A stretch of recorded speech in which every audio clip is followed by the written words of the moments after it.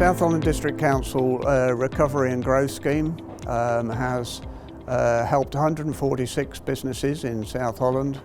It has invested £1.23 million and in turn that has leveraged in £2.45 million in private sector investment, which is absolutely fantastic. Well, obviously COVID had a massive impact on our businesses in South Holland, as it did right across the country.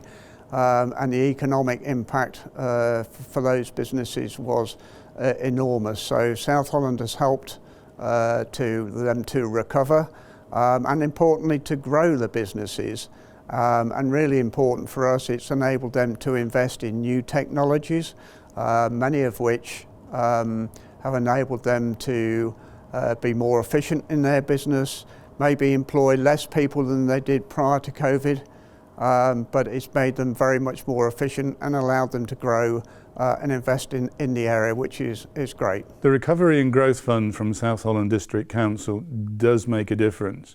And although it wasn't a huge piece of expenditure, it was one of those annoying bits of expenditure that tends to get put on the back boiler. We've worked with the economic development team at South Holland Council several times over the last 10 years, and actually every time they've been extremely helpful. They, if you've got any problems or issues, they help you through the process, and they actually go out their way to make it really easy to apply and use this money for employment purposes in the local area. I think it's very clear, listening to businesses, the business experience was clearly that all these grants were very simple, they were easy to fill in, they had a very friendly and professional team, and I should say it's a very small team as well, but they've done a fantastic job in helping those local businesses, not just with the Recovery and Growth Scheme, but also just delivering COVID grants generally, which has been over £30 million worth of grants given out for that.